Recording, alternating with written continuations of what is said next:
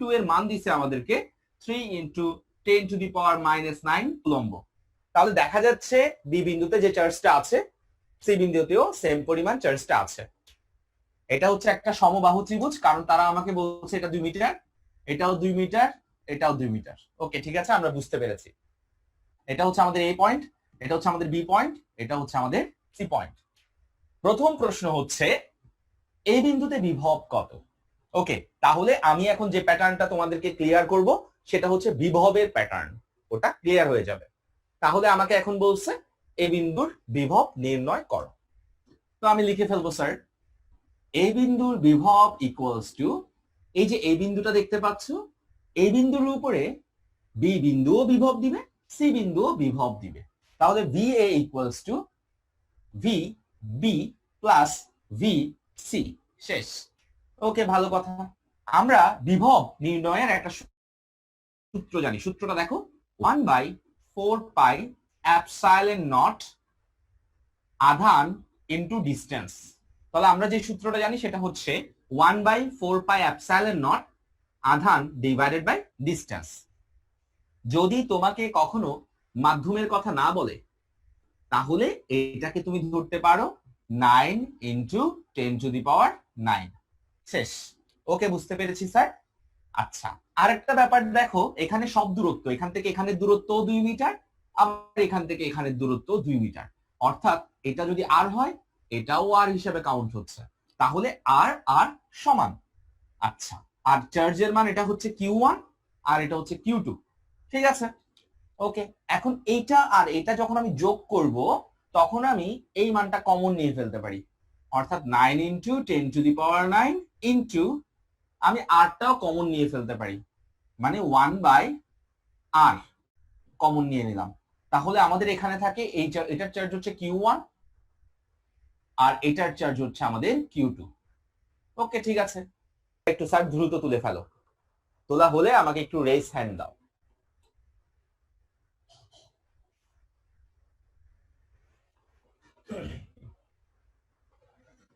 তোমাদের যদি তোলা হয়ে যায় আমাকে একটু রেস হ্যান্ড দিও।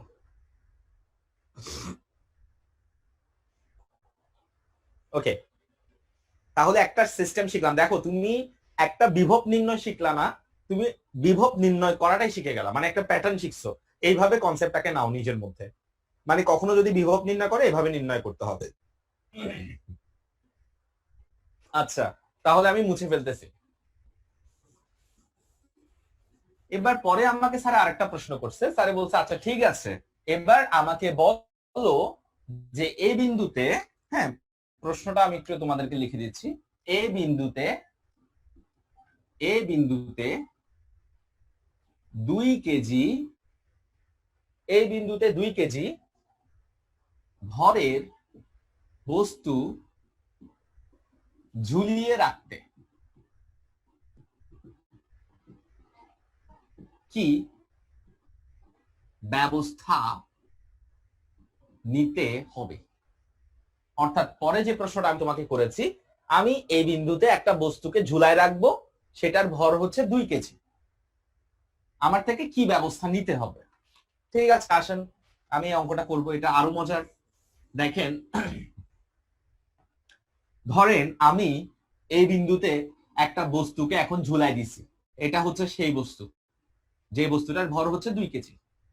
আমি এই বিন্দুতে একটা বস্তুকে ঝুলিয়ে দিছি, হ্যাঁ সেটা হচ্ছে 2 কেজি। একটা কাজ করি, আমি আমার হিসাবের সুবিধার জন্য আমি একটু কষ্ট করে চিত্রটাকে এখানে লিখছি, না হলে আমি হিসাবটা করতে পারবো না ক্লিয়ারলি।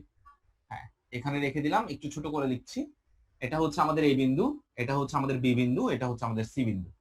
আর এখানে যে আধানটা আছে Q1 সেটার মান হচ্ছে 3 into 10 to the power -9 coulomb. এখানে যে আধানটা আছে সেটার মান হচ্ছে 3 into 10 to the power -9 coulomb. আচ্ছা, আর এটা হচ্ছে 2 মিটার, এটা হচ্ছে 2 মিটার, এটা হচ্ছে 2 মিটার। এখন স্যারে আমাকে প্রশ্ন করছে এখানে একটা বস্তুকে আমি ঝুলিয়ে রাখবো, কি ব্যবস্থা নিব? ওকে, স্যারের কথা মতন আমি ধরে নিয়েছি, স্যার এখানে আমি একটা বস্তু রেখে দিছি, আপনি বলছেন আমি রেখে দিছি, এবং বস্তুটার ভর হচ্ছে 2 কেজি। এখন এই বস্তুটা কোনো দিনে এভাবে ভেসে থাকবে না, কারণ স্বাভাবিক কোনো বস্তুকে একটা উচ্চতা রাখলে সে দপ করে নিচের দিকে পড়ে যায়। নিচের দিকে যে পড়ে যেতে চাইবে, নিচের দিকে পড়ে যাওয়ার জন্য আমাকে কোন বলটা প্রয়োগ করবে? সে ওজন প্রয়োগ করবে। অর্থাৎ এই 2 কেজি ভরের বস্তু কখনো এখানে থাকবে না, সে ধূপ করে নিচে পড়ে যাবে। এবং নিচে কিসের কারণে পড়ে যাবে?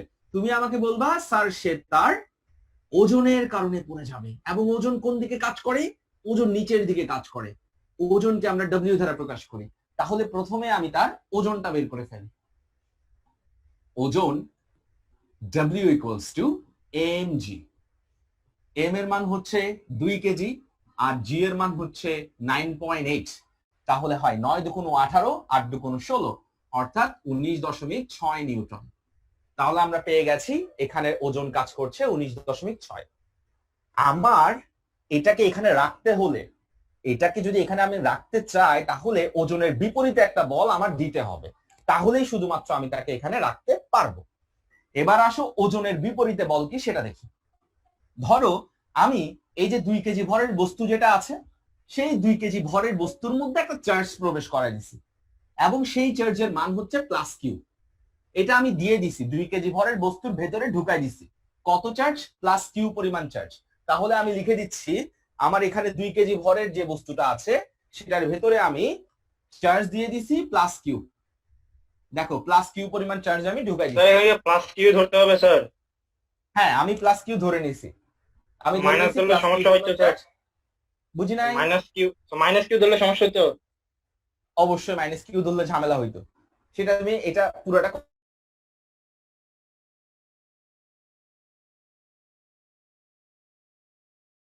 করার পর বুঝতে পারবে, পুরোটা করার পর বুঝতে পারবে, মানে এটা পুরোটা করার পর তুমি নিজে আইডিয়া করতে পারবে।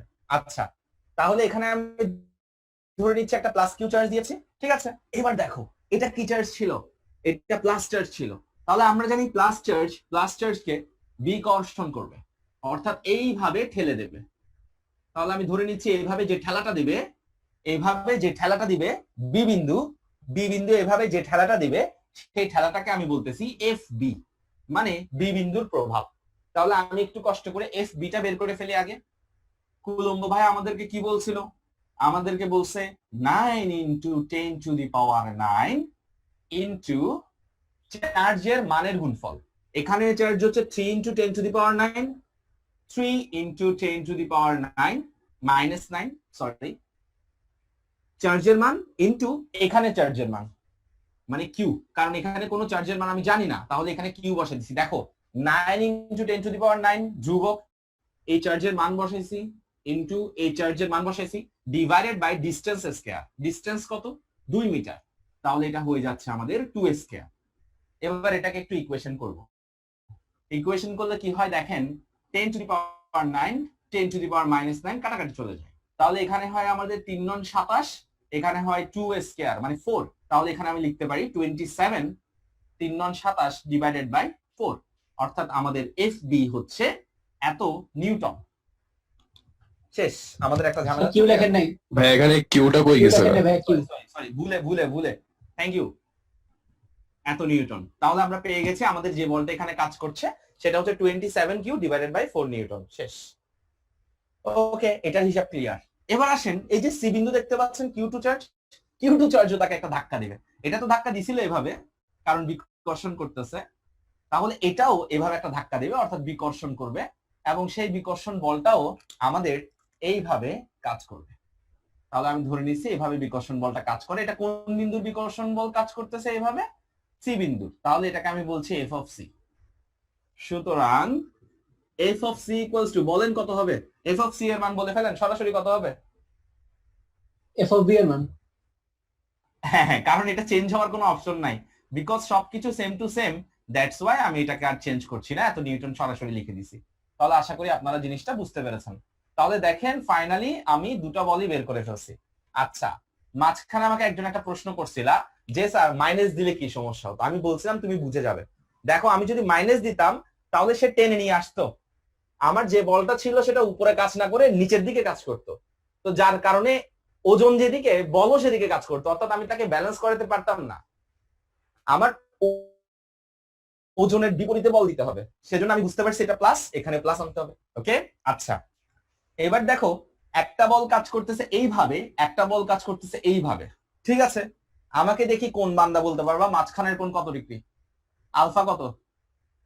60 ডিগ্রি স্যার। 60 ডিগ্রি। কেন? সাইডের সমবাহু সমবাহু ত্রিভুজ। Very good. তাহলে এটা সমবাহু হলে এটাও 60 ডিগ্রি, এটাও 60 ডিগ্রি, এটাও 60 ডিগ্রি, আর এটা 60 ডিগ্রি হলে এটা 60 ডিগ্রি কোন শর্তের কারণে? দ্বীপ প্রতিকোণ, এক্স্যাক্টলি। তাহলে আমরা বুঝতে পেরেছি যে আলফার মান হচ্ছে আমাদের 60 ডিগ্রি। তাহলে আমি লিখে ফেলতেছি আলফার মান হচ্ছে 60 ডিগ্রি। শেষ, এটা আমরা বের করে ফেলছি। আচ্ছা দেখেন, এফ বি আর এফ সি এর সমান, দুটো ভেক্টর যদি সমান মানের হয় এবং তাদের মাঝখানের কোণ যা থাকে, থিটার মান কি হয় বলেন তো? তাদের অর্ধেক হয় সব সময়, আলফা বাই 2, অর্থাৎ 60 ডিভাইডেড বাই 2 মানে হচ্ছে 30 ডিগ্রি। ঠিক আছে, আমার শর্তটা একটু ভালো করে আপনারা মাথায় ঢুকাই ফেলেন। দেখেন আমি আবারও বলছি শর্তটা, আমি এটাকে একটু এদিকে দেখি, শর্তটা একটু ভালো করে মাথায় ঢুকাই ফেলেন। যদি কখনো দুটো ভেক্টর সমান হয়, যদি কখনো দুটো ভেক্টর সমান হয়, তাহলে তাদের যে লব্ধির সাথে উৎপন্ন কোণ অর্থাৎ থিটা যেটা হবে, থিটা হচ্ছে তাদের মেইন কোণের অর্ধেক, অর্থাৎ আলফা বাই 2 মানে হচ্ছে 30 ডিগ্রি। এটা এভরি টাইম যদি দুটো ভেক্টর সমান হয়। ঠিক আছে, আচ্ছা তার মানে আমি এটা কেন করলাম, 30 ডিগ্রি কেন করলাম, সেটা হচ্ছে আমি দেখতে চাচ্ছি এফ বি এবং এফ সি এর যে লব্ধিটা সেটা কোন দিকে যাবে। তাহলে দেখেন এফ সি এবং এফ বি যেহেতু সমান সমান, তাহলে লব্ধিটা বরাবর মাঝখানে চলে যাবে। তাহলে বরাবর মাঝখানে যদি লব্ধিটা যায়, তাহলে লব্ধিটা কি আমার ওজনের সম্পূর্ণ বিপরীতে গেছে না? বলেন তো কেউ আমাকে, দেখেন তো লব্ধিটা একদম সম্পূর্ণ বিপরীতে গেছে না? তাহলে এই লব্ধিটাকে যদি আমরা এফ বলি, এই লব্ধিটাকে যদি আমরা এফ বলি, ঠিক আছে, দেখি কোন মানটা থেকে মনে আছে। সুতরাং এফ ইকুয়ালস টু বলেন কি? √3 FB। Sir S is equal to W হবে না? না, আগে এফ এর মানটা √3 বের করতে হবে। √3 ইনটু এফবি অথবা FA বাই FB দুটোর একটা very sir. Good, FC FC very good. তাহলে দেখো শর্তটা আরেকবার দেখে নাও, যদি কখনো সমান হয় অর্থাৎ F B equals to F C, এখানে আলফার মান যদি 60 ডিগ্রি হয়, তাহলে লব্ধি বের করার সিস্টেম হচ্ছে √3 ইনটু যে কোনো একটা ভেক্টরের মান। দেখেন এই অঙ্কটা আপনার জিনিসটাকে কতটা সুন্দর এবং সহজ করে ফেলছে, শুধু এই একটা শর্ত, কারণ অনেকগুলো কাহিনী আনতে হচ্ছে না। তাহলে আমরা জানি দুটো সমান মানের ভেক্টর 60 তে কাজ করলে তাদের যে লব্ধিটা সেটা হয় √3 ইনটু যে কোনো একটা ভেক্টরের মান। তাহলে আমাকে বলে ফেলেন √3 ইনটু যে কোনো একটা ভেক্টর, মানে দুইটা তো সমান, যে কোনো একটা মান নিয়ে নেন, লিখে দেন 27q ডিভাইডেড বাই 4। তাহলে আমরা পেয়ে গেছি আমাদের এফ এর মান হচ্ছে এটা। তাহলে ফাইনালি দেখেন আমরা আমাদের এফ এর মান বের করে ফেলছি, অর্থাৎ লব্ধি বের করে ফেলছি এত নিউটন। আমাদের লব্ধি বের করে ফেলছি এত নিউটন, অর্থাৎ √3 27q ডিভাইডেড বাই 4 নিউটন। এই লব্ধিটা কোন দিকে কাজ করে? লব্ধিটা উপরের দিকে কাজ করে, আর ওজনটা কোন দিকে কাজ করে? নিচের দিকে কাজ করে।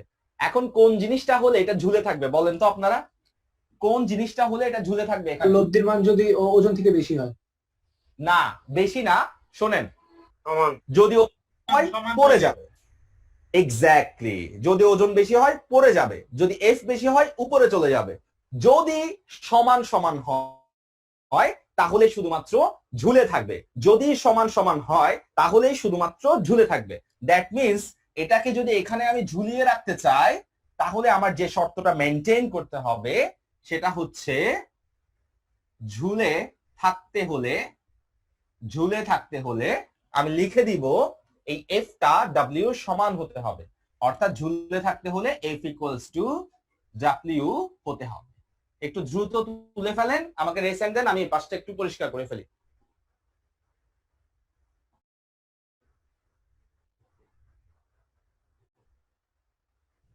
স্যার Okay, তুলে এখানে আমাকে একটু এফ এর resend- মানটা তো ডাব্লিউ সমান না, তাহলে মানে ডাব্লিউ তো সমান হচ্ছে না ক্যালকুলেশন করে, না তাহলে না, ভেরি গুড, তুমি একটা সুন্দর কথা বলছো। তোমার প্রশ্নটা হচ্ছে এটা যে এফ তো ডাব্লিউ সমান না, আর তাহলে কেন ঝুলে থাকবে, এটাই তো তোমার প্রশ্ন। জি স্যার। আচ্ছা, আমি কিন্তু এখানে বলি নাই ঝুলে থাকবে কি থাকবে না, আমি কিন্তু একটা কথা বলছি ঝুলিয়ে রাখতে কি ব্যবস্থা গ্রহণ করতে হবে। আমার প্রশ্নটা হচ্ছে ঝুলিয়ে রাখতে কি ব্যবস্থা গ্রহণ করতে হবে। আর তুমি দেখো একটা জিনিস খেয়াল করে, এই যে মানটা দেখতে পাচ্ছ এফ এর মান, এই মানের মধ্যে কিন্তু একটা মান এখনো নাই। কোন মান বলো তো, কোন Q, মানটা এখানে নাই? আধানের মানটা, Q, আধানের একবার মানটা। এক্স্যাক্টলি, আমি এটা ইকুয়ালস টু এটা ধরে আধানের মানটা বের করব। মাথায় ঢুকছে জিনিসটা? জি স্যার স্যার বুঝছি এখানে থিটার মান বের করে কি লাভ হচ্ছে? থিটার মান যদি বের না করতাম তাহলে তো আমি বলতে পারতাম না একদম মাঝে মাঝে গেছে। মাথায় ঢুকছে? স্যার আমি যদি যদি থিটার এখানে মান স্যার বের না এফবি হতো- স্যার যদি বলো। স্যার এখানে এফবি আর এফ এটা মানে স্যার এফবি আর এফ এটা যদি সমান না হতো তখন কি করতাম? তখন তো আর থিটার এটা এফ হারাতে পারতাম আর না। এফসি যদি সমান না হতো, জি স্যার তখন কি করতাম? আচ্ছা এফবি আর এফসি যদি সমান না হতো তাহলে স্যারকে এক কথায় বলে দিতে পারবা যে স্যার কোনোদিন এটা সম্ভব না, এফবি আর এফসি সমান হতেই হবে, আদারওয়াইজ কখনো এভাবে ঝুলন করে রাখতে আমরা পারবো না। মাথায় ঢুকছে? স্যার কারণ এটা থিটা কখনো বের না করে স্যার বুঝি নাই। থিটা বের মানে স্যার থিটা যে না করে অন্য কোনো উপায় করা যায়?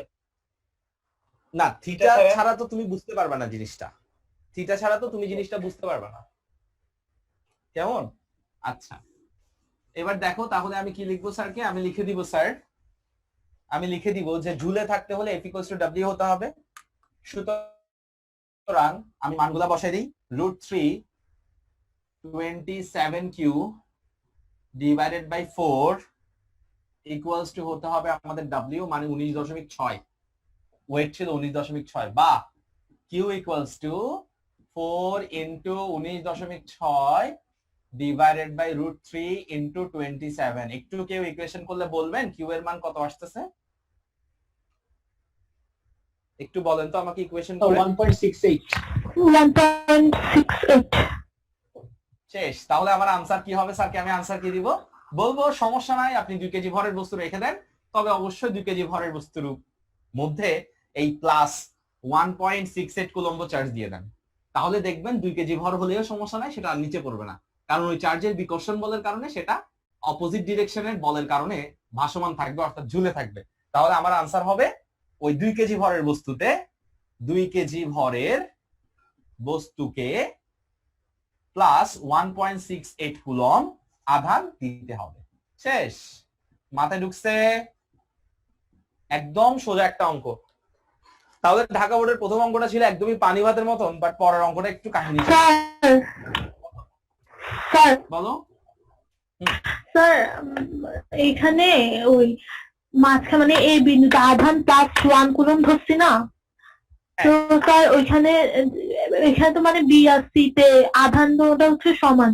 এখন যদি এখানে যদি বি আর সি তে আধান একটা মাইনাস আর একটা প্লাস হইতো তাহলে এ বিন্দুতে কি মাইনাস ধরা যেত? আচ্ছা বুঝতে পেরেছি, মানে তোমার কথা হচ্ছে তখন তো মানে আমি, ঝোলায় রাখা সম্ভব হতো না স্যার? হ্যাঁ তখন ঝুলাই রাখাটা সম্ভব হতো না। আর আসলে একটা কথা বলি, আমি প্লাস কিউ ধরেছি, তুমি মাইনাস কিউ ধরেও জিনিসটা করতে চেষ্টা করতে পারো, কিন্তু মাইনাস কিউ ধরলে এটার যে মানটা আসবে সেই মানটা হচ্ছে মাইনাস মান। মানে বিষয়টা আমি তোমাকে একটু ক্লিয়ার করে দেই, তুমি যদি এখানে মাইনাস কিউ দিয়ে অঙ্কটা করো তাহলে এখানে যে মানটা আসবে কিউ এর সেটা মাইনাস আসবে, যার কারণে আগের মাইনাসের সাথে গুণ হয়ে এটা আবার প্লাস হয়ে যাবে। তো তোমার যদি একান্ত ইচ্ছা হয়, মানে তুমি ঝামেলায় পড়বে, অর্থাৎ এখানে যদি তুমি মাইনাস কিউ ধরো আকর্ষণ কাজ করবে, তুমি সমান দিকের বল পেয়ে যাবা, যার কারণে নিচে পড়ে যাবে। আর যদি তুমি আমাকে বলো যে স্যার আমি এখানে একটা প্লাস আছে একটা মাইনাস আছে, এখানে একটা প্লাস একটা মাইনাস থাকলে লব্ধিটা কিন্তু এভাবে কাজ করবে, তো যার কারণে ঝুলায় রাখার প্রশ্নটা আসবে না। মাথায় ঢুকছে? ক্লিয়ার? আচ্ছা স্যার ওকে ঠিক আছে, আমি মুছে ফেলতেছি। একটা অঙ্ক গেল, এরপরে আরেকটা অঙ্কতে চলে আসি, এর পরের অঙ্কটাতে। ওকে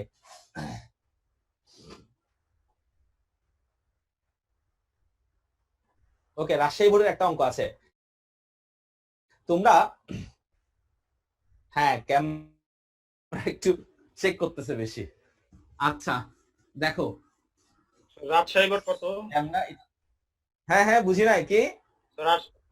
রাজশাহী বোর্ড কত? রাজশাহী বোর্ড 2019, রাজশাহী বোর্ড 2019-এর অঙ্ক। পরের প্রশ্নটা আমি যে পিডিএফটা দিয়েছি ওটার পরের প্রশ্নটা, আমি প্রশ্নটা একটু এখানে লিখে দিচ্ছি হালকা করে। আচ্ছা দেখো, এই তোমাদের একটা মজার জিনিস আজকে শিখবা, যে অঙ্ক কিভাবে আসলে সহজ করতে হয়। এখানে একটা আধান, এখানে একটা আধান, এখানে একটা আধান আমি ধরে নিচ্ছি, সরি এখানে একটা আধান আমি ধরে নিচ্ছি, সেটা হচ্ছে আমাদের Q1, এটা হচ্ছে -4 into 10 to the power, sorry Q1 equals to -4 into 10 to the power -6 coulomb. আর এখানে ধরে নিচ্ছি আমি Q2 চার্জ, এবং এটা হচ্ছে -4 into 10 to the power -6 coulomb. আচ্ছা স্যার এখানে একটা কথা বলে রাখি, এই প্রশ্নটাতে একটু ঝামেলা আছে, সেটা হচ্ছে এটা প্লাস হবে, প্রথমটা প্লাস, ঠিক আছে? এই প্রশ্নটাতে একটু মিস্টেক আছে, আমি যে পিডিএফটা দিয়েছি প্রথমটা প্লাস, পরেরটা হচ্ছে মাইনাস, আর এটা হচ্ছে আমাদের ও বিন্দু। ঠিক আছে, আচ্ছা এখানে আরেকটা বিন্দু আছে পি বিন্দু, এভাবে একটা দাগ দেয়া। হ্যাঁ, এটা হচ্ছে আমাদের ও বিন্দু এভাবে, আর এটা হচ্ছে আমাদের পি বিন্দু। ঠিক আছে, আর শর্তগুলো তোমাদেরকে আমি বলে দেই। এটা হচ্ছে এ, এটা হচ্ছে ও বিন্দু, এটা তো লিখে দিয়েছি, আর এটা হচ্ছে বি বিন্দু। তো এখানে একটা সুন্দর শর্ত দেয়া আছে, সেটা হচ্ছে O A equals to O P equals to O B, অর্থাৎ ও এ, ও পি এবং ও বি সমান, এবং সেটা হচ্ছে 10 সেন্টিমিটার। ঠিক আছে, এটা একটা শর্ত। আচ্ছা, আরেকটা শর্ত হচ্ছে এই ওপিটা দেখতে পাচ্ছ, ওপিটা লম্ব এ বি এর উপর। এই প্রশ্নের মধ্যে এটাও কিন্তু টাইপিং এ মিস্টেক আছে, সো প্রশ্নটা আমি সুন্দর করে এখানে গুছাই দিছি। তো আমাকে প্রথম যে প্রশ্নটা করছে, এটার পরে প্রথম যে প্রশ্নটা করছে নাম্বার 1, প্রথম যে প্রশ্নটা এখন আমরা করব সেটা হচ্ছে Q1 এবং Q2 এর জন্য মধ্যবিন্দুতে অর্থাৎ ও বিন্দুতে বিভব। তাহলে প্রথম প্রশ্নটা হচ্ছে আমাদের ও বিন্দুতে বিভব নির্ণয়। আচ্ছা দেখো, আমি এখন এই প্রশ্নটা করতে যাচ্ছি ও বিন্দুতে বিভব নির্ণয়। তারপর দ্বিতীয় নাম্বার 2 প্রশ্ন যেটা, সেটা হচ্ছে ও এবং পি বিন্দুতে প্রাবল্য একই কিনা, এটা আমার দেখাতে হবে। ঠিক আছে, এই ব্যাপারে আমাকে একটু তোমরা সাহায্য করবা। ওকে, রেডি, বিসমিল্লাহ। তাহলে প্রথম প্রশ্নতে চলে আসো। প্রথম প্রশ্ন আমাকে যেটা করছে ও বিন্দুতে বিভব নির্ণয় করো, নাম্বার 1, এটা আমি এখন করতে চাচ্ছি। নাম্বার 1 ও বিন্দুতে বিভব, আমাকে দেখি কোন বান্দা বলতে পারবা ও বিন্দুতে বিভব কত।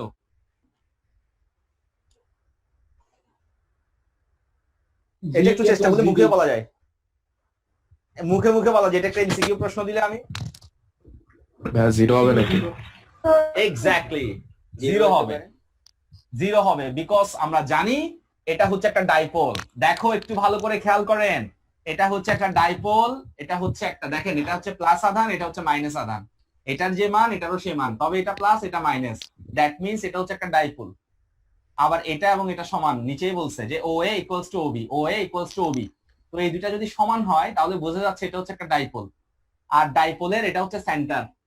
তো আমরা জানি কোনো একটা ডাইপোলের সেন্টার যদি এটা হয়, সেই সেন্টারে যদি একটা লম্ব অঙ্কন করা হয়, তাহলে সেই লম্বের প্রতিটা বিন্দুতে বিভবের মান হয় 0। আমাকে যদি পি বিন্দু বলতো আমি বলতাম 0, আমাকে যদি ও বিন্দু বলে আমি বলবো 0। অর্থাৎ একটা ডাইপোলের সেন্টার থেকে যে লম্বটা অঙ্কন করা হয়, সেই লম্বের প্রতিটা বিন্দুতে বিভবের মান হচ্ছে 0। এটা তো আমরা জানি, এটা আমাদের মুখস্থ, কারণ আমরা এই সিস্টেমটা করছি। কিন্তু স্যারকে তো করে দেখাতে হবে, তাহলে আমি করে দেখাই স্যারকে। তো আমি বলবো স্যারকে যে স্যার ও বিন্দুর বিভব হচ্ছে এ বিন্দুর বিভব যোগ বি বিন্দুর বিভব।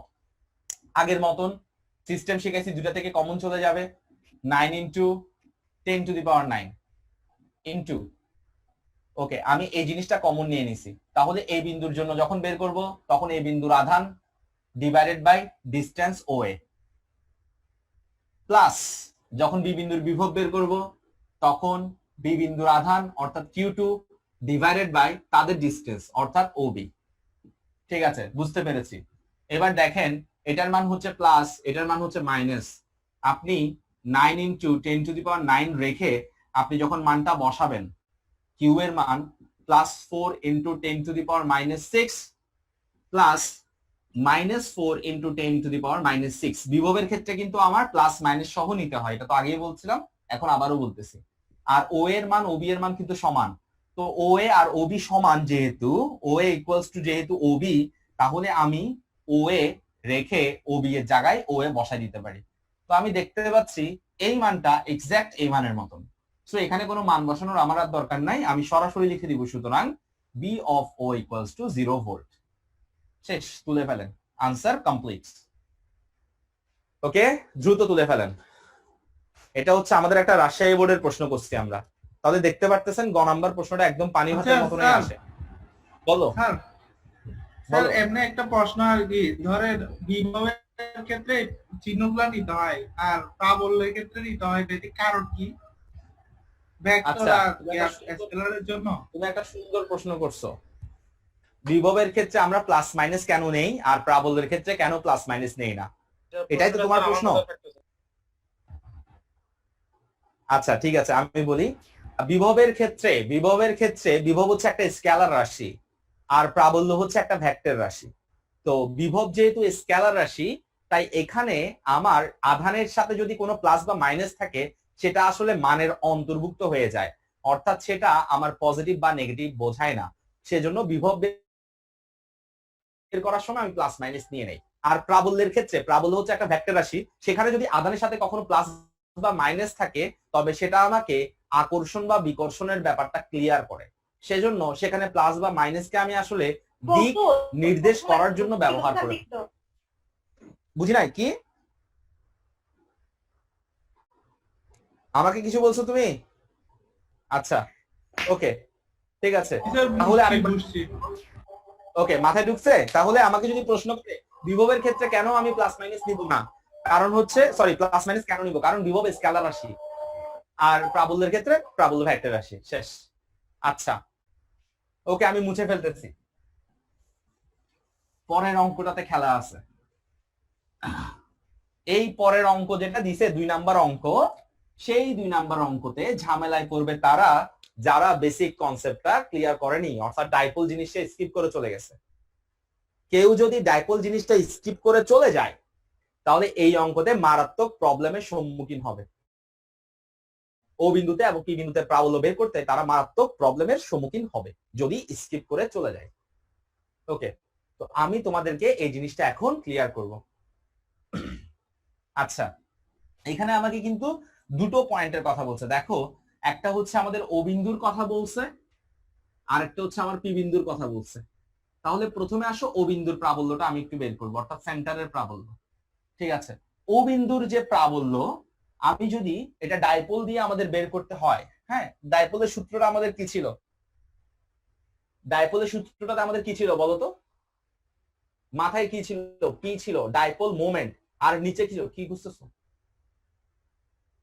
ওকে, জাস্ট আ মিনিট, তোমরা একটু লাইনে থাকো তো। কে দেখো,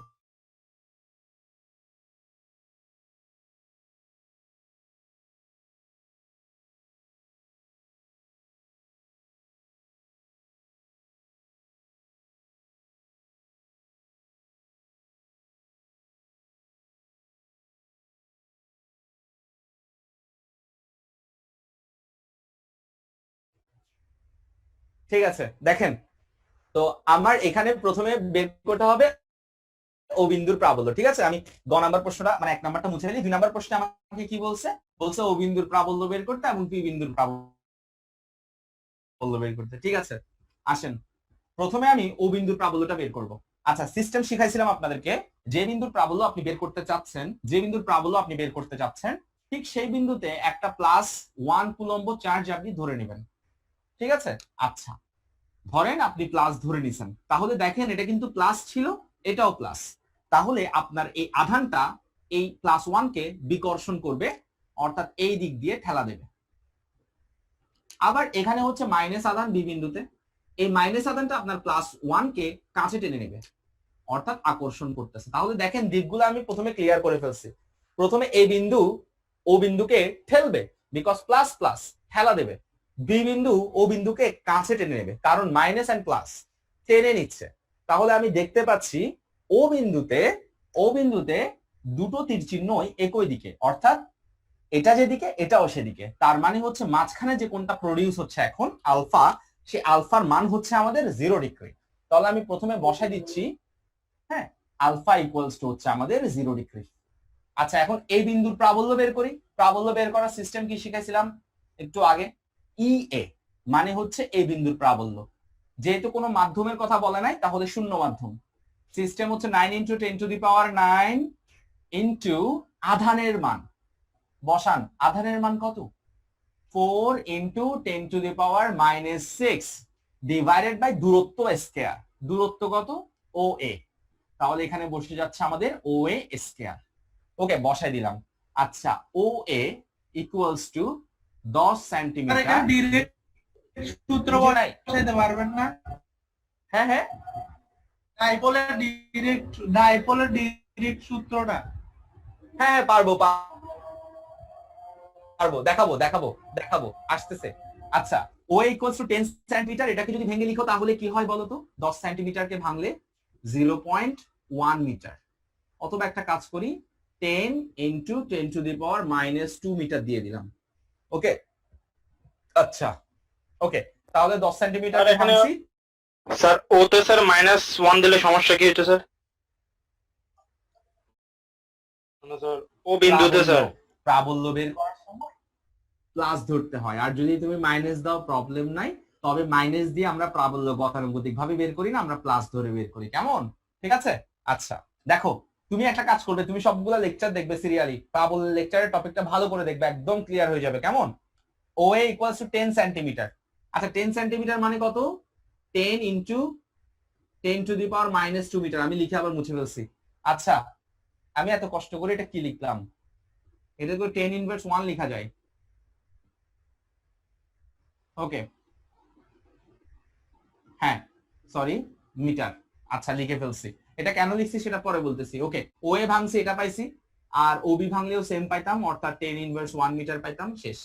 আচ্ছা এবার আসেন মানগুলা ড্রপ করি। 9 into 10 to the power 9 into 4 into 10 to the power -6। O এর মান কত? ও এর মান হচ্ছে আমাদের 10 টু দি পাওয়ার -1 স্কয়ার। তাহলে এবার একটু ইকুয়েশন করে ফেলেন। ইকুয়েশন করলে কি হয় দেখেন, নিজেরা ইকুয়েশন করেন। 4 9 36 রেখে দেন into 10 to the power 9 10 to the power 6, equation করে ফেললে হয়ে যাচ্ছে 10 টু দি পাওয়ার 9 6 মানে হচ্ছে 3। আর এখানে ইনটু দিয়ে আমি কি লিখতে পারি? নিচের এটাকে লিখতে পারি 10 টু দি পাওয়ার, এই যে এটা দেখতে পাচ্ছেন -2, এটা যদি উল্টায় যায় তাহলে জিনিসটা হয়ে যাবে 10 স্কয়ার। তাহলে ফাইনালি লিখতে পারি 3.6 into 3 4 5 10 to the power 6 Newton per coulomb. এটা পেয়ে গেছি আমরা ই এর মান। শেষ। তাহলে আমি ইকুয়েশনটা করে ফেলছি ই এ হাত দিয়ে। আচ্ছা ওকে, ভালো কথা। শেষ। এবার আমি ই অফ বি বের করব। একটু ভালো করে খেয়াল করে দেখেন, ই অফ বি যখন বের করব তখন আমি কিভাবে লিখবো? 9 into 10 to the power 9 into আধানের মান। এখানে আধানের মান কত? দেখো আমি বলছিলাম কিন্তু একটু আগে, প্রাবল্য বের করার সময় শুধু মান নিব, প্রাবল্য বের করার সময় শুধু মান নিব। তাহলে মান কত? 4 ইন্টু 10 টু দি পাওয়ার -6। মান কত? 4 ইন্টু 10 টু দি পাওয়ার -6। তাহলে বসাও 4 into 10 to the power -6 divided by distance square. এখানে ডিস্টেন্স কত? O B square. শেষ। তো তুমি তো জানো যে ওবি মানেও সেম টু সেম, অর্থাৎ ওয়ে যে কথা ওবিও সে কথা, আবার মানও সেম। তাহলে পুরো জিনিসটাই আগের মতনই আসবে, অর্থাৎ ই অফ এ এর মান যেটা, ই অফ বি এর মানও সেটা, অর্থাৎ EV equals to 3.6 into 10 to the power 6 Newton per coulomb. তাহলে আমরা পেয়ে গেছি আমাদের এখানে ই অফ এ যে মানটা, ই অফ বি এরও সে মানটা, এবং ও বিন্দুতে এই দুটার মাঝখানের যে কোণ আলফা সেটা হচ্ছে 0 ডিগ্রি। ওকে, তাহলে আমাকে একটু বলবেন ও বিন্দুতে যে লব্ধিটা কাজ করবে, অর্থাৎ ই অফ ও যেটা, সেটা কত হবে? আলফা ইকুয়ালস টু 0 ডিগ্রি হলে লব্ধি বের করার সূত্র কি বলেন? কেউ একজন বলেন।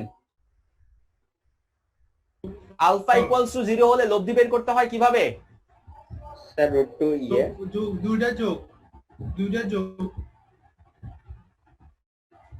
ভেরি গুড, দুইটা যোগ করে, অর্থাৎ ই এ যোগ ইবি। শেষ। তাহলে আমি লিখে দিব ই এ যোগ ইবি। শেষ। তো আমি তো জানি আবার এখানে যে ই এ যে কথা ইবিও সে কথা, কারণ দুটাই সমান। তাহলে দুটাই যদি সমান হয় তাহলে লিখে দিতে পারি 2 ই এ, আর 2 ই এ যদি লিখে দেই তাহলে 2 ইনটু ই এর মানটা এখান থেকে বসাই দেই, মানে হচ্ছে 3.6 into 10 to the power 6 Newton per coulomb. Finally যদি ইকুয়েশন করি, হ্যাঁ এটাকে এভাবে রাখো, ফাইনালি যদি ইকুয়েশন করি তাহলে সুতরাং আমি এখানে লিখছি, সুতরাং ই নট ইকুয়ালস টু মানে জিরো বিন্দুর প্রাবল্য ইকুয়ালস টু, গুণ করেন 3.6 আর এটা গুণ করেন 3 এ 3 এ 6 6 6 12 7.2 7.20 ইনটু 10 টু দি পাওয়ার 6। দেখেন এই অঙ্কটা যে করছি, আমি কি হাত ব্যবহার মানে আমি কি ক্যালকুলেটর ব্যবহার করছি? না। ক্যালকুলেটর ছাড়া এই অঙ্কটা করতে একটা আদর্শ মানুষের যে বেসিক ভালোভাবে বুঝবে তার 1 মিনিটই লাগবে, 1 মিনিটও লাগবে না, 20 সেকেন্ডের মধ্যে সে করে ফেলতে পারবে, বিকজ অফ তার সেন্স অফ হিউমার। এগুলো জাস্ট হাতে হালকা করে লিখলে হয়ে যাবে, সে বুঝে যাবে, কারণ সে বুঝতেছে এটা সমান এটা, এটা বের করতে হবে, এটার সাথে ওটা যোগ, অর্থাৎ সে ই নট ইকুয়ালস টু বুঝে যাবে সাথে সাথে 2 ই এ, এবং ই এর মানটা সে মুখে মুখে বের করে আমাকে আনসার বলে দিবে, এবং এমসিকিউতে সে দাগা দিবে, সে কলমও বসাবে না। এটাই হচ্ছে অ্যাকচুয়ালি কোয়ালিটি। এই কোয়ালিটিটা একটু এনশিওর করতে হবে। তোলা হলে রেস এন্ড দেন।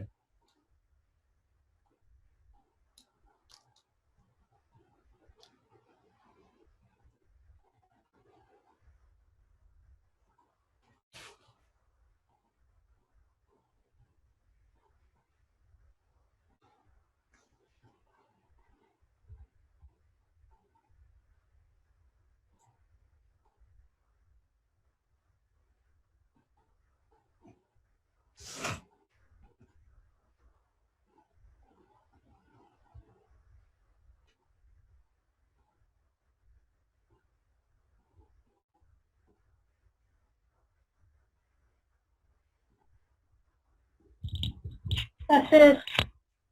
শেষ করছো? আচ্ছা ঠিক আছে। আমাকে সাফওয়ান মাঝখানে একটা প্রশ্ন করছিলা যে ও বিন্দুতে যদি আমাকে বলে যে আমি ডাইপোলের সূত্রটা ব্যবহার করতে পারবো কিনা। একটা কথা বলি স্যার, বিষয়টা হচ্ছে ডাইপোলের সূত্রগুলা ব্যবহার করার জন্য আমাদের একটা আর নিতে হয়। ডাইপোলের সূত্রগুলা করার জন্য আমাদের একটা আর নিতে হয়। আরটা কি? আরটা হচ্ছে কেন্দ্র থেকে যে বিন্দু মানে ইন্টেন্সিটি বের করবা, প্রাবল্য বের করবা, সেই বিন্দুর দূরত্ব। এখন স্যার তুমি কি এই বিন্দু থেকে তুমি তো এই বিন্দুরই বের করবা। এখন কেন্দ্র থেকে তো কেন্দ্রের কোনো দূরত্ব নাই, যার কারণে আর এর মান হয় 0।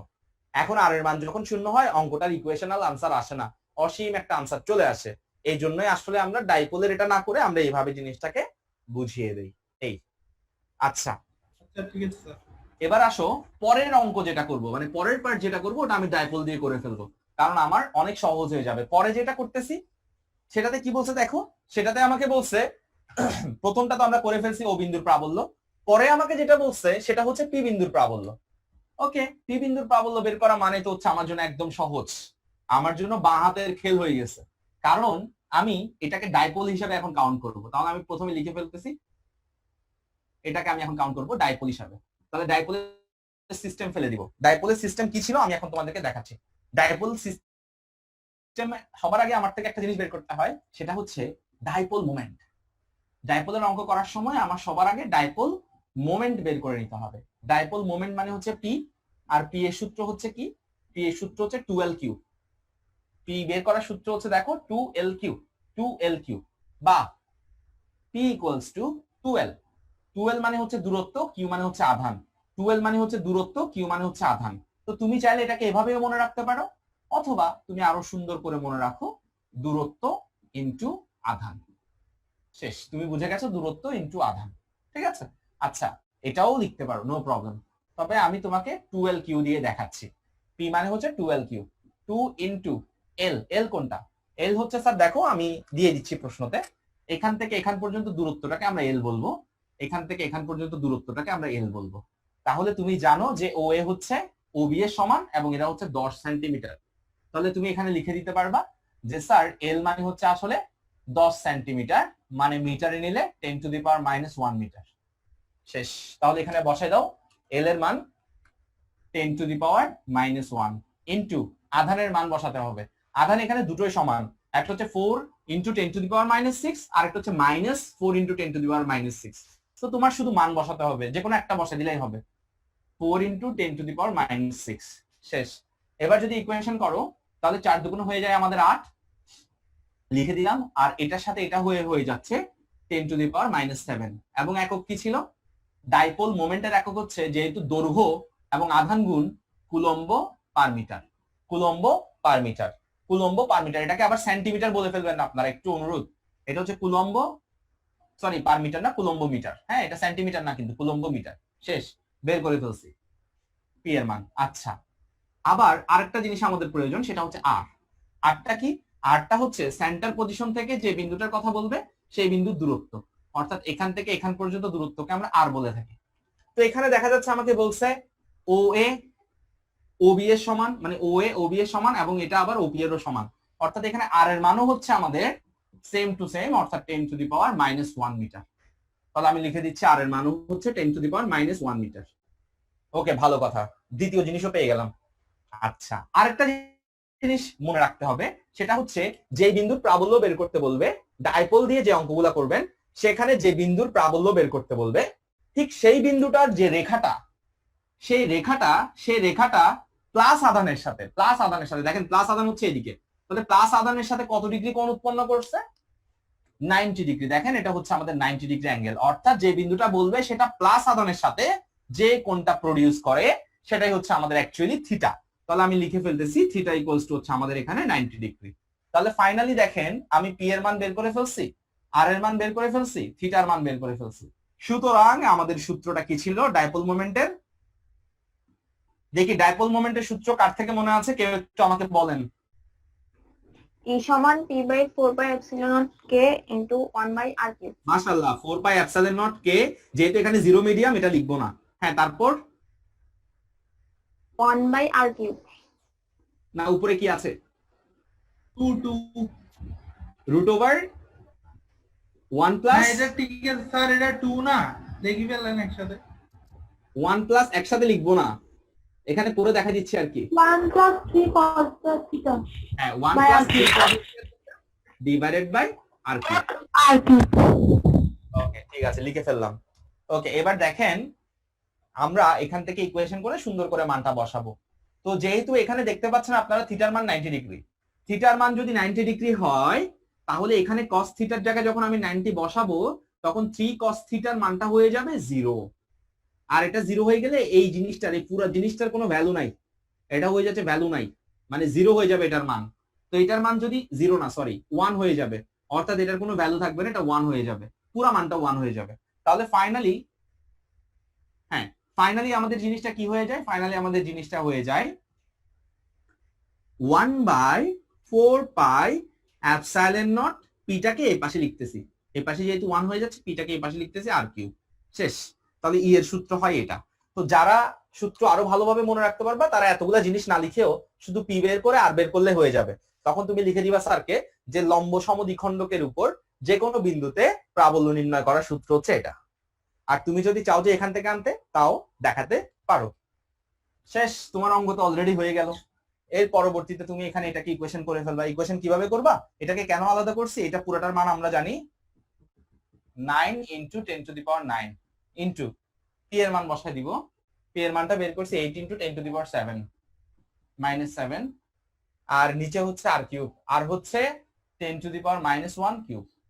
তাহলে এবার দেখেন ইকুয়েশন করতেছি আবারও 8 9 72, 72 ইনটু 10⁻, তাহলে 10 2 ইনটু এটাকে উল্টায় দিব 10 3, তাহলে ফাইনালি ইকুয়েশন করলে 7.2 ইনটু 3 এ 2 এ 5, 5 এ 6, শেষ আনসার।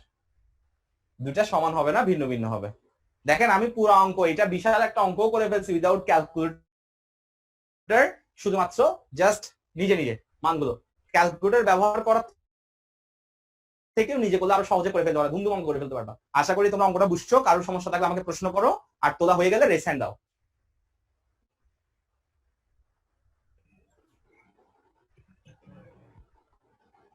তোলা হয়ে গেলে আমাকে একটু রেস হ্যান্ড দিও। ডাইপোলের বিষয়টা বুঝতে পেরেছো? দেখো এটা যদি আজকে ডাইপোল নিয়ে না করতাম, তুমি যদি আমাকে বলতা স্যার আমি ডাইপোল দিয়ে না করে যদি করতাম কি হইতো, তাহলে মনে করো যে এখানে কিয়ামত হইতো। কিভাবে কিয়ামত হইতো দেখো, কিয়ামত কিভাবে হইতো একটু বলি। স্যার এটা 7.2 × 10⁻, হ্যাঁ 6 4 হবে ঠিক না, আছে? 4 কেন? হবে না, 3 4 5 7.2 করছি 6,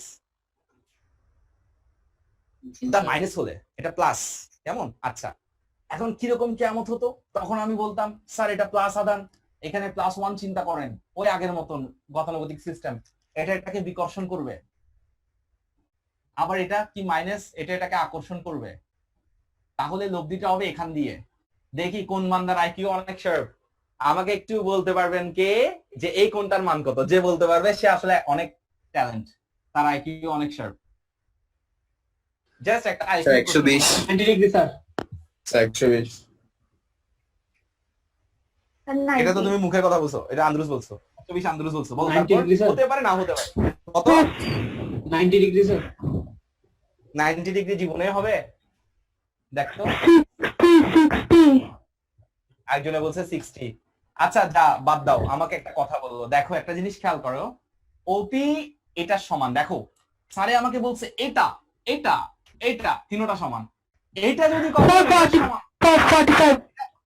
শেষ না করো। না এটা যদি sorry 45 না। ওকে ওকে দেখো এটা যদি কখনো এটার সমান হয় তাহলে আমরা এটা জানি এটা ডেফিনেটলি 45 ডিগ্রি, এটা 45 হলে এটাও ডেফিনেটলি হচ্ছে আমাদের 45 ডিগ্রি। তাহলে এই দুটো যদি 45 45 হয় তাহলে 90, তাহলে এই কোণটা হচ্ছে ডেফিনেটলি 90 ডিগ্রি। আর এটা যদি 90 ডিগ্রি হয় তাহলে এটা কত ডিগ্রি হবে? 90 ডিগ্রি। স্যার তো আমি কি বললাম? ঠিক আছে 90 ডিগ্রি কি বলছিলাম বলো? আমি না, স্যার বললাম তো কোনো- একটু অপেক্ষা করতেছিলাম, কারণ তোমার তখন যদি আমি তোমাকে বলতাম যে না, হ্যাঁ তোমাকে যদি তখন আমি 90 ডিগ্রিটা বলে দিতাম তাহলে এত ডিফারেন্ট ডিফারেন্ট আনসার পেতাম না, 120 130 135 সেগুলো পেতাম না। ঠিক আছে ওকে।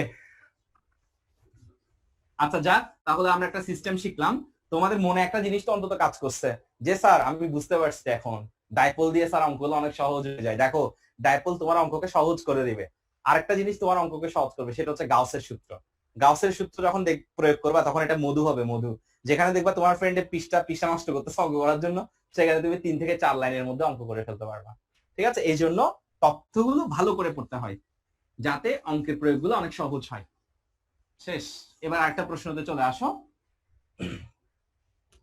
ওকে, স্যার তাহলে কি দুইটা বিন্দুতেই প্রকট হবে? এবার যেটা আমি করাবো, কিসের কথা বলছো আরেকবার বলো তোমাকে। স্যার প্রশ্নটা ছিল ও এবং পি কোন বিন্দুতে প্রবল্য প্রকট হবে? হ্যাঁ, যে বিন্দুতে বেশি সেই বিন্দুতে প্রকট হবে। তোমাকে প্রশ্ন করা হয়েছে সমান হবে কিনা, তোমাকে প্রশ্ন করা হয়েছে সমান হবে ও কিনা। আচ্ছা, সমান হবে কিনা। আচ্ছা স্যার, তোমার আনসার হবে সমান হবে না।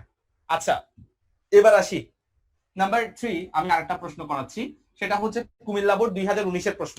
19-এর প্রশ্ন করানোর একটাই কারণ, দেখাই দেয়া যে 19-এর প্রশ্নগুলো কি দাসের ছিল। ওকে, 3 নম্বর অঙ্ক কুমিল্লা বোর্ড 2019, সেটার প্রশ্নটা আমরা এখন সলভ করব।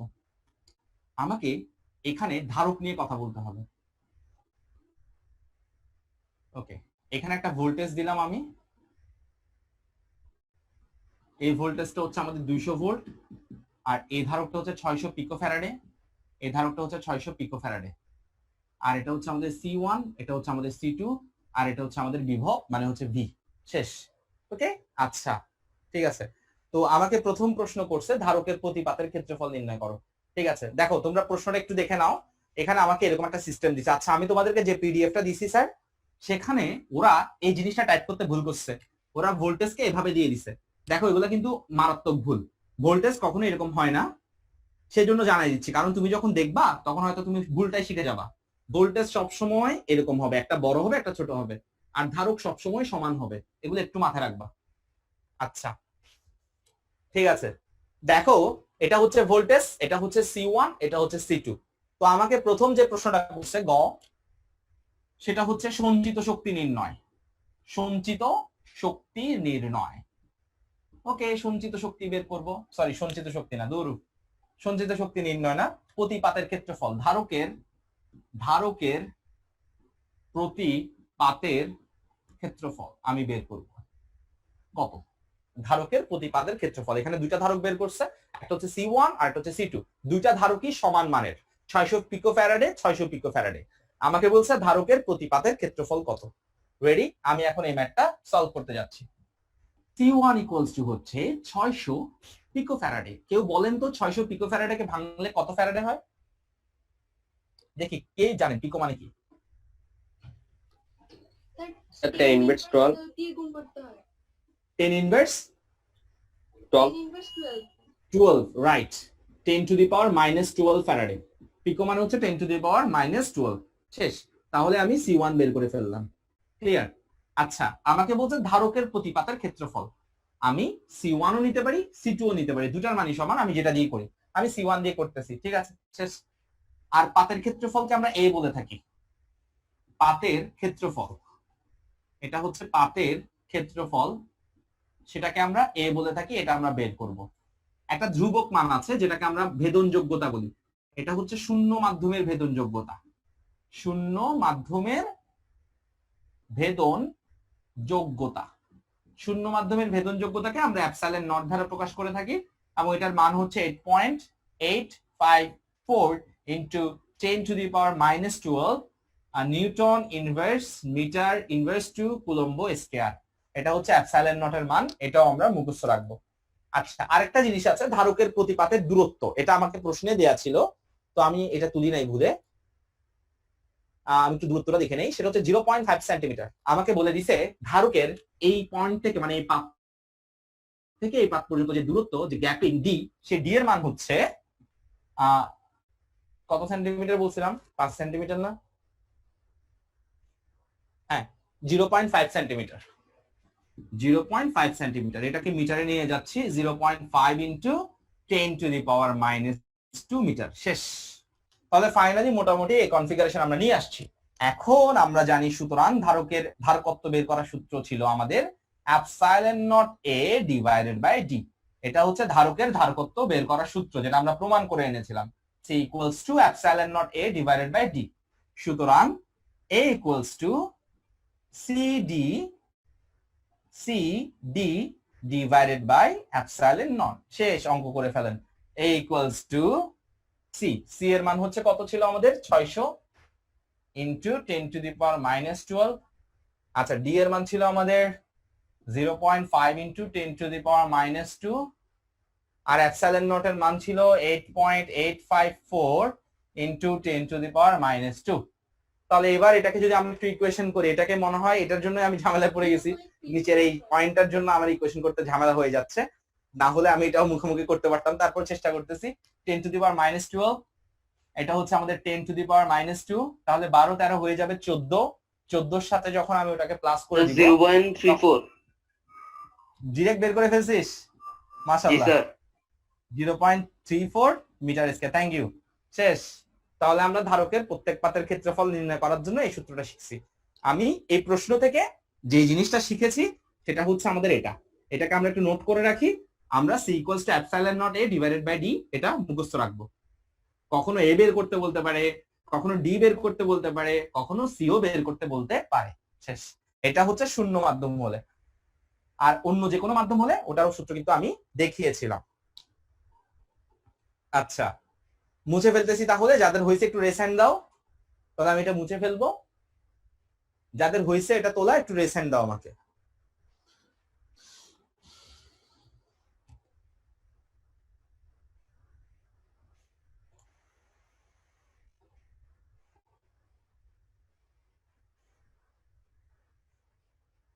ঠিক আছে, মাশাআল্লাহ। তাহলে মোটামুটি এটা আমরা পেয়ে গেছি। আচ্ছা, পরের প্রশ্নটা একটু জটিল আছে। এই প্রশ্নটা অনেক সহজ ছিল, পরের প্রশ্নটা একটু জটিল আছে। তো আমি পরের প্রশ্নটাকে একটু সুন্দর করে এখানে লিখি। আগে প্রশ্নটা নাম্বার 4, প্রশ্নটা একটু এখানে লিখে দেই। মানে আমাদের এটা তো 3 এর গ ছিল, ঘ নাম্বার প্রশ্ন। তো ঘ নাম্বার প্রশ্নে আমাকে যেটা বলছে সেটা হচ্ছে C1 এর ভেতর কাগজ, C1 এর ভেতর কাগজ, ব্রেকেট দিয়ে লিখো K equals to 3.5।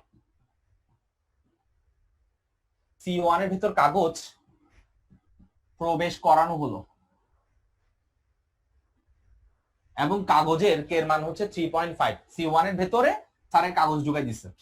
আচ্ছা, C2 এর ভেতর একটি পাত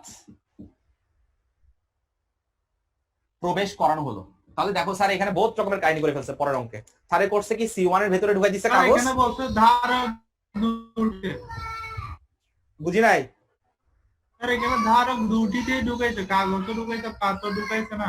ধারক দুটিতে কাগজ ও পাত প্রবেশ করানোর পর বর্তনী সঞ্চিত শক্তি। তুমি একটু ভালো করে দেখো। আর দুটোটা আলাদা আলাদা করে দিছে, দেয় নাই তো স্যার।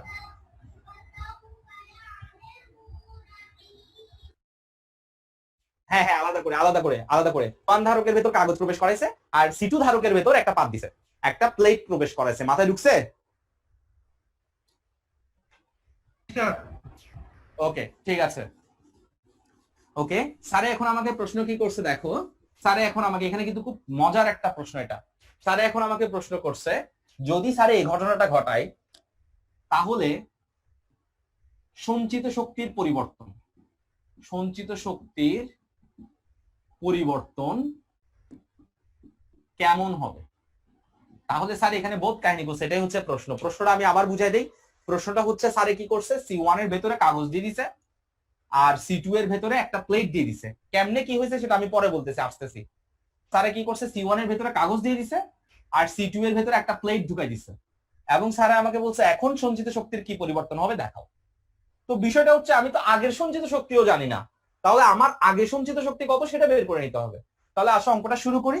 প্রথমে আমি পূর্বের সঞ্চিত শক্তি বের করব। আগে পূর্বের সঞ্চিত শক্তি এটা আগে বের করব।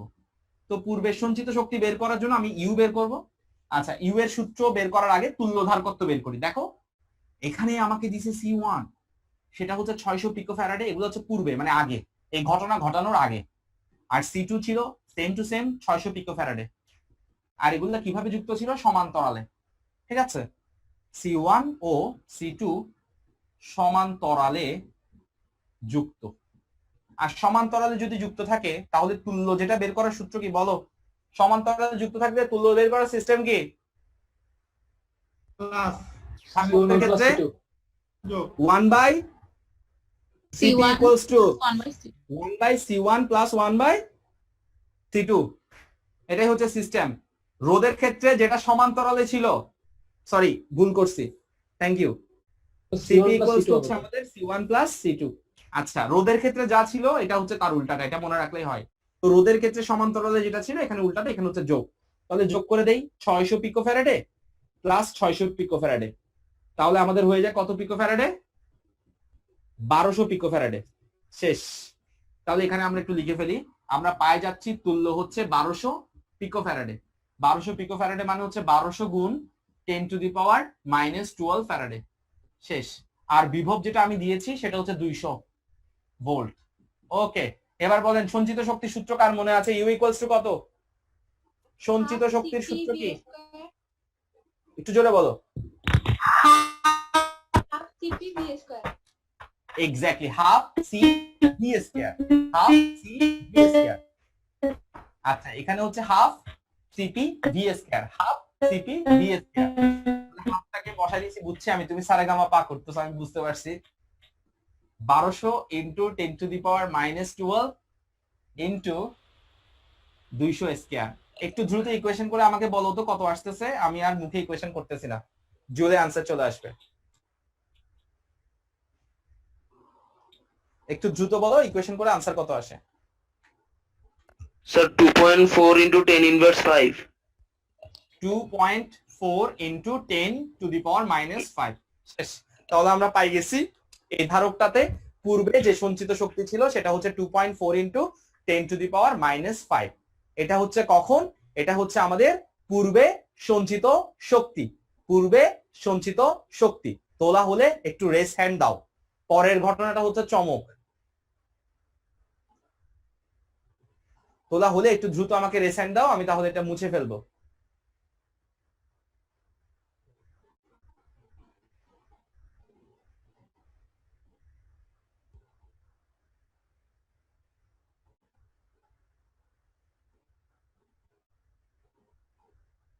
ওকে,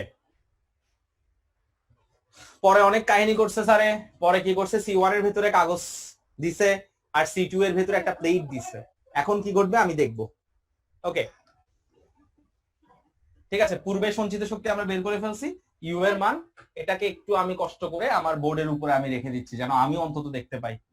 আর 2.4 into 10 to the power -5 joule আমি উপরে রেখে দিলাম। শেষ। এবার স্যারে যে ঘটনা করছে সেটা আমরা দেখব। ওকে, আসেন স্যারের ঘটনায়। স্যারে কি করছে দেখেন। স্যারে প্রথমে কি করছে, এখানে যেটা C1 ছিল, ধরেন C1 ধারকটা তো এমন ছিল, হ্যাঁ, আমি একটু বড় করে লিখতেছি কিছু জিনিস বোঝানোর জন্য। ধরেন এটা ছিল আমাদের C1 ধারক। তো স্যারে কি করছে, এই C1 ধারকের ভেতরে এবার কাগজ ঢুকাই দিছে কতগুলা। তো কাগজ ঢুকাই দেওয়ার কারণে, যার কারণে তার C1টা এখন চেঞ্জ হয়ে যাবে। আগে C1 এর মান ছিল 600 পিকোফ্যারাডে, কিন্তু কাগজ ঢুকাই দিচ্ছে, এখন আর কিন্তু সেটা থাকবে না। এখন কত হবে? কাগজ সরি K ইকুয়ালস টু 3.5। কাগজের K এর মান হচ্ছে, কাগজ হচ্ছে একটা ডাইইলেকট্রিক পদার্থ এবং যার K এর মান হচ্ছে 3.5।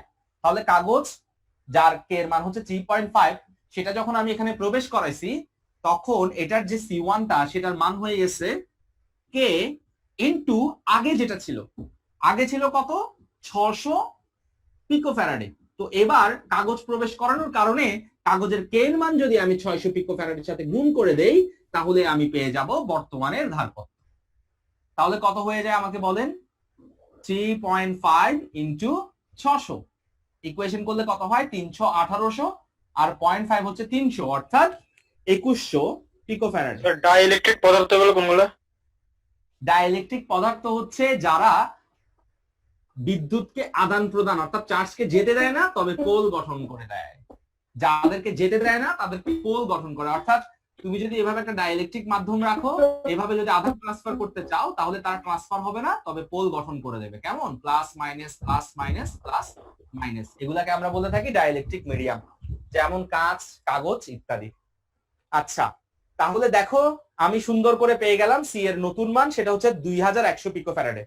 ওকে, আমি লিখে ফেলতেছি স্যার, C1 এখন চেঞ্জ হয়ে গেছে 2100 পিকোফ্যারাডে। শেষ। এবার আসেন C2 এর খেলা। স্যার এবার C2 তে কি খেলাটা খেলছে দেখি। স্যার এবার C2 তে যে খেলাটা খেলছে সেটা হচ্ছে, C2 ও মনে করেন এটা সমান ছিল, এরকম ছিল, কিন্তু স্যারে করছে কি, এই C2 এর ভেতরে আরেকটা প্লেট বসা দিছে। তাহলে স্যারে করছে কি, যে C2 টা আগে ছিল, C2 এর ভেতরে গিয়ে আরেকটা প্লেট দিয়ে দিছে, এবং আরেকটা প্লেট দেওয়ার সাথে সাথে এটা কিন্তু এখন দুটো ভাগে ভাগ হয়ে গেছে, এটা একটা ভাগ, এটা একটা ভাগ। আচ্ছা, আগে এটার ডিসটেন্সটা ছিল আমাদের D, এবং D এর মান ছিল 0.5 সেন্টিমিটার। আর এখন আমাকে বলতে পারবেন এখান থেকে এখান পর্যন্ত ডিসটেন্সটা কত? 0.25 সেন্টিমিটার। Very good.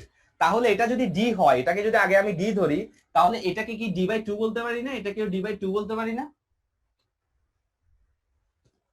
ওকে, তাহলে দেখেন এখন কি ঘটনাটা ঘটছে। এখন স্যারে কি করছে, C1 টা ওকে ঠিক আছে সারছে, কিন্তু C2 এর বেলায় ঝামেলা হয়ে গেছে।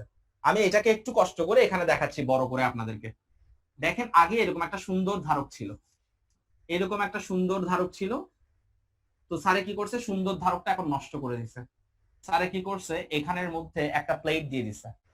তো স্যারে যখন এখানের মধ্যে একটা প্লেট দিয়ে দিল, অর্থাৎ এটা থেকে এটাতে কনভার্ট হয়ে গেল, তখন বিষয়টা হয়েছে কি, আগে যে ডিসটেন্সটা ছিল সেটা যদি D হয়, হ্যাঁ, আর আমরা জানি প্রতিটা পাতের ক্ষেত্রফলটা ফিক্সড প্লেটের, সেটা হচ্ছে A।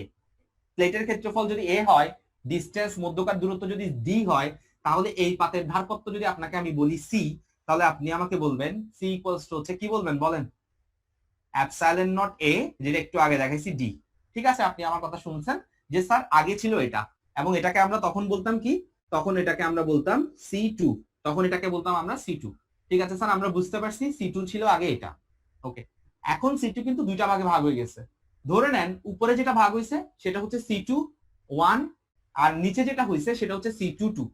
তাহলে আমি বুঝতে পারছি আমাদের যে C2 সুন্দর একটা ধারক ছিল C2, সেটা এখন আর সুন্দর নাই।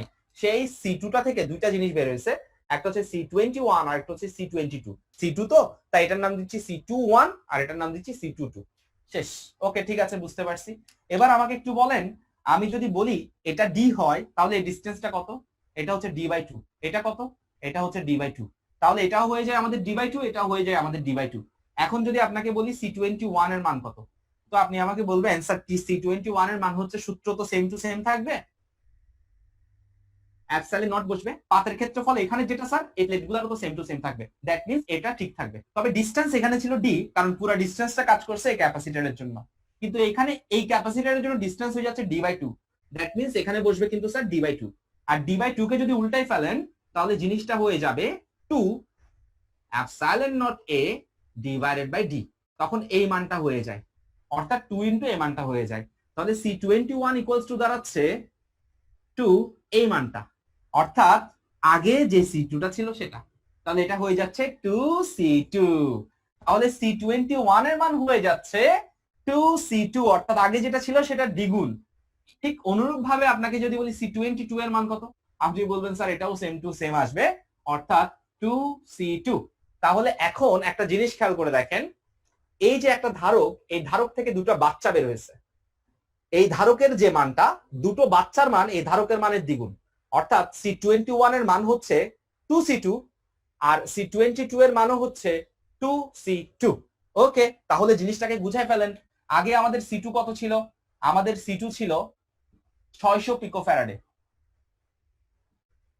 ওকে, তাহলে এখন C21 যদি কত প্রশ্ন করি, তাহলে আপনি বলবেন 600 দ্বিগুণ, অর্থাৎ 1200 পিকোফ্যারাডে।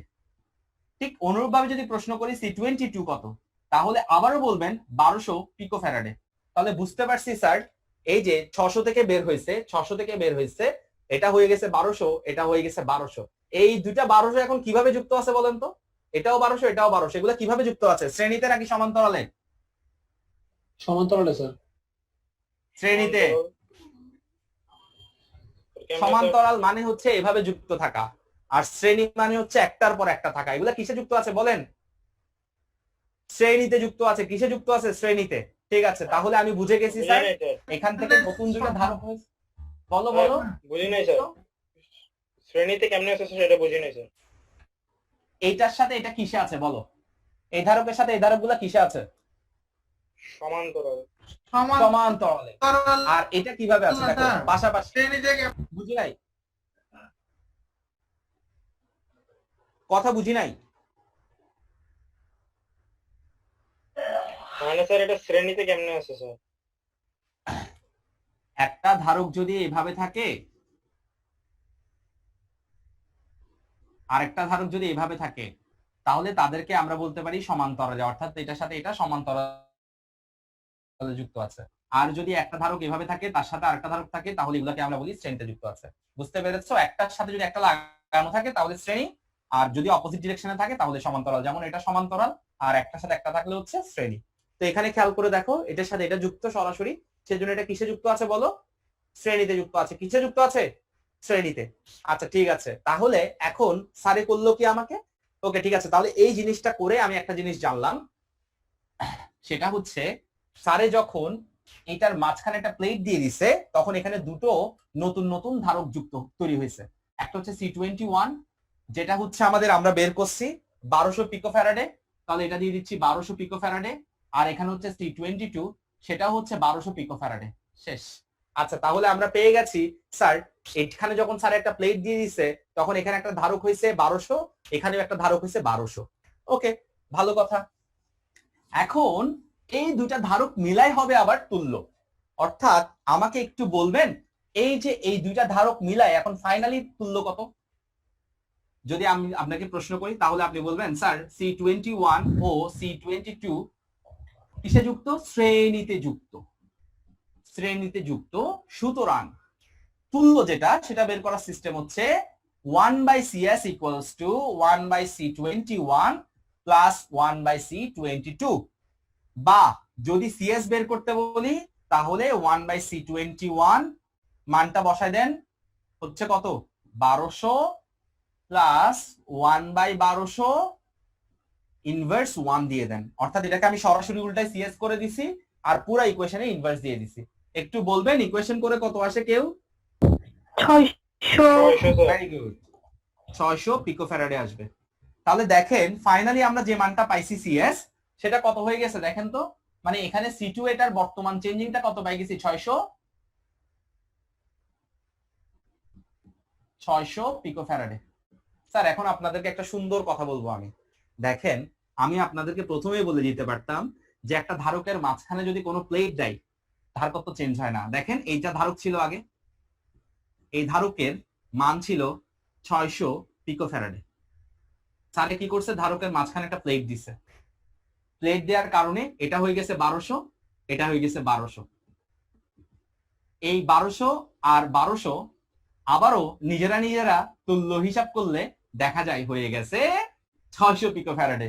তো আমি যদি আপনাকে সোজাভাবে বলতাম যে 600-র মাঝখানে প্লেট দিলেও ধারকত্বের কোনো চেঞ্জ হয় না, তখন আপনার মনে একটা প্রশ্ন থাকতো কেন চেঞ্জ হয় না। আশা করি আপনারা বুঝতে পারছেন। তাহলে ধারকত্ব কি মাঝখানে প্লেট দিয়ে চেঞ্জ করা যায়? একটু কথায় আসেন। ধারকত্ব চেঞ্জ করতে হলে মাঝখানে কি দিতে হয়? দেখেন দ্বিতীয়টাতে ধারকত্ব চেঞ্জ হয় নাই, 600 ছিল 600 রয়ে গেছে, কিন্তু প্রথমটাতে চেঞ্জ হয়েছে। তাহলে কোন জিনিসটা চেঞ্জ হলে ধারকত্ব চেঞ্জ হয়? মাঝখানে যদি কি চেঞ্জ করা হয়? ডাইইলেকট্রিক মিডিয়াম চেঞ্জ করা হয়, অর্থাৎ মাধ্যম চেঞ্জ করা হয়। তাহলে ধারকত্ব পরিবর্তনের মূল শর্ত হচ্ছে প্লেট চেঞ্জ করা না, ভেতরকার যে পদার্থ সেটা পরিবর্তন করা। মাথায় ঢুকছে? জি স্যার। ওকে, তাহলে ফাইনালি আমরা ইকুয়েশন টিকুয়েশন অনেক কিছু করে ফেলছি। অনেক কিছু করার পর আমরা এই জিনিসটা শিখছি, আশা করি কেউ জীবনে ভুলবে না। অর্থাৎ তোমাকে যদি স্যারে বলে একটা ধারকের মাঝখানে একটা প্লেট দিয়ে দিচ্ছি, কি হবে? তুমি বলবে স্যার চেঞ্জ হবে না। আমি আপনাকে প্রুফ করে দিচ্ছি, এভাবে সুন্দর করে স্যারকে প্রুফ করে দেখা দিবা। এবং এটা কিন্তু তোমাকে একটা অনুধাবনমূলক প্রশ্নেরও আনসার করাই দিচ্ছে। কিরকম প্রশ্ন আসতে পারে যে একটি ধারকের মাঝখানে একটি প্লেট দিলে ধারকত্বের কেন পরিবর্তন হয় না, ব্যাখ্যা করো। তুমি সেটাও সুন্দর করে ব্যাখ্যা করে দিতে পারবে এখন। ওকে, আচ্ছা তাহলে ফাইনালি এটা হচ্ছে 2100, এটা চেঞ্জ হয়ে গেছে 2100, আর এটা 600 রয়ে গেছে। তাহলে এখন আমি এটা পুরোটা দেখাইতে হবে নাকি আমি ইয়েস দেখাতে হবে। পুরাটা দেখাই দিলে ভালো, তোমার ক্রেডিট, ঠিক আছে? আর মুখস্থ চাইলেও বলতে পারো। ওকে, আচ্ছা C1 ও C2 কিসে আছে? সমান্তরালে আছে। C1 ও C2 আছে সমান্তরালে। দেখো এখন C1 এবং C2 পুরাটাই আছে সমান্তরালে, সুতরাং তুল্য এখন যেটা বের করব CP ইকুয়ালস টু হচ্ছে আমাদের CP ইকুয়ালস টু হচ্ছে C1 প্লাস C2, অর্থাৎ হচ্ছে আমাদের 2100। এখন এটা তো হয়ে গেছে 2100 প্লাস এটা হয়ে যাচ্ছে আমাদের 600, মানে কত হয়ে যায় 2700 ইন্টু 10 টু দি পাওয়ার, এটা পিকো ফ্যারাডে তো আমি ভেঙে ফেলতেছি, 10 টু দি পাওয়ার -12 ফ্যারাডে। তাহলে আমরা পেয়ে গেছি 2100 প্লাস 600 অর্থাৎ 2700 ইন্টু এত। সুতরাং এখন যে এনার্জিটা হবে U equals to half CP V square, তাহলে হাফ CP। হ্যাঁ, তো আমি এখানে একটা কাজ করতে পারতাম, এখানে আমি যেটা করি নাই আর কি। তো হাফ CP V স্কয়ারের মানটা বসাই দিতে পারি। হাফ CP হচ্ছে 2700 আর V হচ্ছে আমাদের 2700 into 10 to the power -2 into V হচ্ছে আমাদের 200 স্কয়ার। তো যাক, এভাবে তোমরা অঙ্কটা করে ফেলতে পারবা এখান থেকে ইকুয়েশন করলে। দেখো তো কেউ একটু মানটা আমাকে বলো তো কত আসতেছে? 5.4 into 10 inverse 5. 5.4 into 10 to the power 0.4 into 10 inverse 5. 10 inverse 5. 10 inverse 5। Okay joule, তো আমি এখানে একটা ছোট একটা কাজ করছি যেটা একটা বোকার মতন কাজ হয়েছে, কারণ এই অঙ্কটাকে আমি ক্যালকুলেটর ছাড়া মনে হয় করতে পারতাম। ঠিক আছে, আমার মাথায় সেটা তখন আসে নাই, কিভাবে করতে পারতাম সেটা তোমাকে আমি একটু বলে দিই। প্রথমবার যখন আমি বের করেছিলাম তখন আমাদের ইউ এর মান ছিল, সেটাকে আমি U1 ধরতেছি। প্রথমবার যখন বের করেছিলাম হাফ CP B স্কয়ার, তখন আমাদের CP ছিল 600 মিলে হয়ে গেছিল কত 1200। তাহলে আমি লিখতে পারতাম তখন half into CP into V square. পরে যখন আমি U2 বের করেছি তখনও কিন্তু হাফ CP V স্কয়ার আছে। তো আমি সুবিধার জন্য এটাকে CP বললাম আর এটাকে CP প্রাইম বললাম। হ্যাঁ, তো যদি আমি এটা বলি তাহলে আমি একটা সুন্দর কাজ এখানে করতে পারতাম, একটাকে দিয়ে একটাকে ভাগ করতে পারতাম। তাহলে U1 বাই U2 হলে আমার জিনিসটা হতো কি, এই হাফ হাফ V স্কয়ার চলে যেত, তখন এখানে থাকতো আমাদের CP, এখানে থাকতো CP প্রাইম। তাহলে প্রথম ঘটনায় আমার CP ছিল 600 অর্থাৎ 1200, আর পরের ঘটনায় আমার CP প্রাইম হচ্ছে 2100 আর এদিকে হচ্ছে আমাদের 600, মানে হয়ে যাচ্ছে কত 2700। তাহলে বাকি ইকুয়েশনটা দুইটা কাটা। এবার তুমি সুন্দর করে লিখে দিতে পারতা যে U1 by U2 equals to 12 by 27। তো দেখতে পাচ্ছ এখানে U1 by U2 equals to 12 by 27 আছে। তো তুমি চাইলে ট্রান্সফার করেও লিখতে পারো, অর্থাৎ U2 by U1 equals to 27 by 12, মানে উল্টায় দিছি। ঠিক আছে, U2 কে উপরে দিছি, U1 কে নিয়ে দিছি, এবং এটা হচ্ছে 27 বাই 12। তো এই মানটা আমি ড্যাম শিওর এই মানটা এভরি টাইম 1 থেকে বড় হবে, কারণ 27 কে 12 দিয়ে ভাগ করলে সবসময় সেটা 1 থেকে বড়ই হবে। তাহলে ইজ গ্রেটার দেন 1 লিখতে পারি। সুতরাং আমি যদি ট্রান্সফার সার্টিফিকেট দিয়ে দেই, U2 কে রেখে দেই, তাহলে U1 টা যদি ট্রান্সফার হয়ে যায় তাহলে U2 is greater than U1। তাহলে আমি স্যারকে আনসার করে দিব ইয়েস স্যার। পরে যে সঞ্চিত শক্তিটা হয় সেটা হচ্ছে আগের সঞ্চিত শক্তির থেকে বেশি। শেষ। এখানেও আমি কিন্তু ক্যালকুলেটর ইউজ না করলে চলতো। তো আমি প্রথমে জিনিসটা ধরতে পারি নাই, পরে দিয়ে দেখলাম যে কাটাকাটিতে চলে যাচ্ছে, তো তুলনাগুলো ক্যালকুলেটর ছাড়াই করে দিব যাতে আমাদের টাইমটা সেভ হবে। মাথায় ঢুকছে জিনিসটা? কারো কোনো প্রশ্ন আছে? বুঝে থাকলে একটু রেস হ্যান্ড দাও, আর প্রশ্ন থাকলে করো। আজকে আমি 3টা ম্যাথ করাইছি সকালের ক্লাসে, এই ম্যাথগুলো সবগুলো করাইতে গিয়ে খবর হয়ে গেছে গা, কারণ স্ক্রিনে শেয়ার করছি, ওরা কিছু দেখতেছিল না। এখন আমি স্ক্রিন ছাড়া নিজে নিজে লিখে তোমাদেরকে বুঝাইছি, তারপর আমি গ্রুপে PDF দিয়ে দিছি। পরের বার থেকে একটা অনুরোধ থাকবে, পিডিএফটা একটু নিজের কাছে রাখিও বা অন্য মোবাইলে দেখিও, তাহলে আমি অনেকগুলো ম্যাথ করাতে সুবিধা হবে। কারণ এই প্রশ্নগুলো না হয় ছোট ছিল, তাই আমি হয়তো তোমাদেরকে দেখাতে পারছি, কিন্তু বড় বড় প্রশ্ন থাকলে ওগুলো আসলে আমি লিখে দেখাতে গেলে অনেক বিশাল যাবে গা, তারপর আমি এখানে আবার মুছতে হবে, লিখতে হবে, তো ঝামেলা হয়ে যাবে। ঠিক আছে, আচ্ছা আশা করি তোমরা বুঝতে পেরেছো।